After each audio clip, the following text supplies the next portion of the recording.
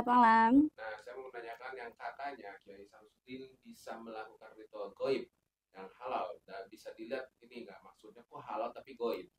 Kalau aku bilang segala ritual apapun yang mengandung ritual yang dilakukan atau ya di sini ada ritual yang menggunakan bantuan iblis, ritual ini tidak bisa dijadikan ritual halal.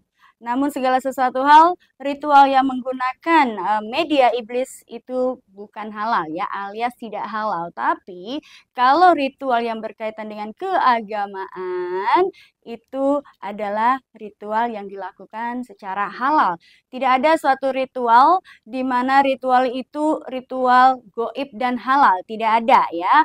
Karena apa? Kalau aku lihat ritual yang dilakukan oleh beliau ini dalam penarikan uang ini menggunakan media, media itu juga menggunakan jasa ataupun media ini menggunakan khodam dalam benda-benda tertentu dan yang aku yakinin itu adalah medianya jin atau iblis. Nah, banyak masyarakat yang percaya dan langsung datang ke rumahnya Pak Kiai. Apakah artinya yang goib seperti ini memang ada energi magnet tersendiri? Seperti aku bilang bahwasanya berkaitan dengan ritual goib yang dilakukan jin atau iblis, biasanya ritual tersebut juga akan memiliki magnet yang sangat tinggi dan juga akan dilakukan bagi para pelaku khususnya bagaimana caranya untuk bisa menarik perhatian masyarakat. Dan kalau aku bilang berkaitan dengan itu juga ada benda-benda juga yang memang benda tersebut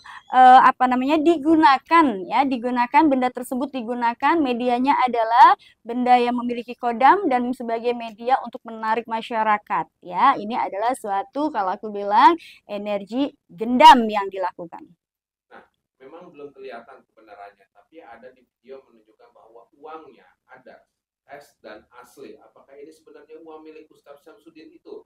Atau dari kiriman goib? Atau kiriman goib artinya uang bisa hilang? Atau gimana sih?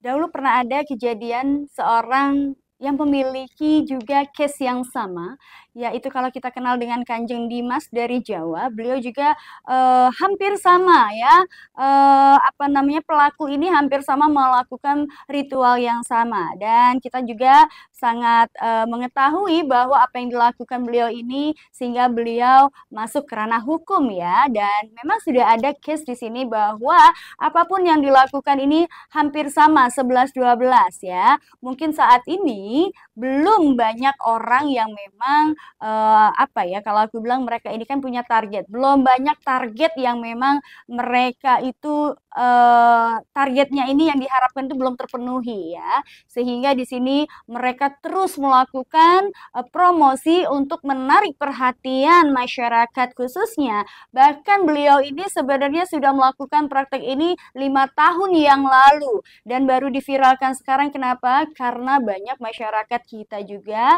yang ingin ya, zaman susah tapi masyarakat ingin sekali mendapatkan uang yang cepat.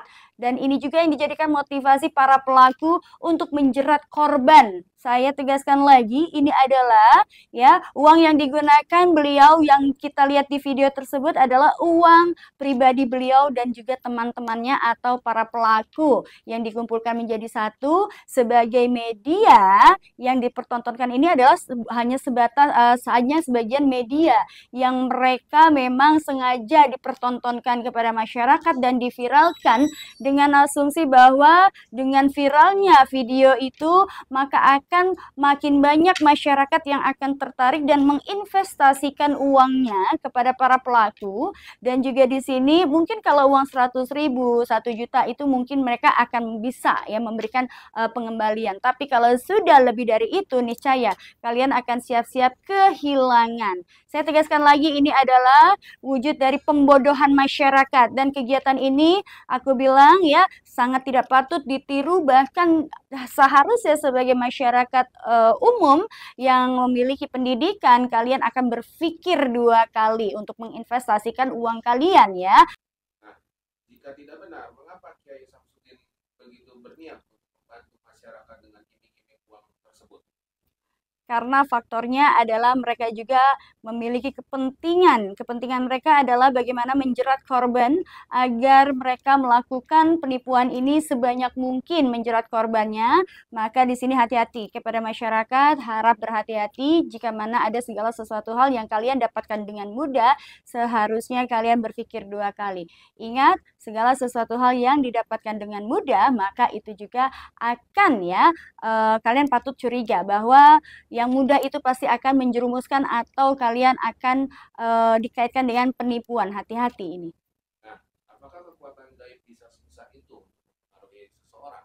Ya, sangat bisa. Apalagi ketika seseorang ini sudah gelap mata, maka hal-hal yang berkaitan dengan gaib juga bisa menghipnotis ya. Dan kalau aku bilang ini adalah salah satu menggunakan medianya gendam sehingga mereka menjerat korban tersebut untuk bisa menginvestasikan uangnya dan alih-alih pengen mendapatkan keuntungan malah dibawa kabur uangnya. Ini banyak sekali kejadian seperti ini dan ini kita patut juga waspadai dan jangan sampai memberikan kesempatan kepada para pelaku untuk melakukan praktek yang sangat tidak betul ini.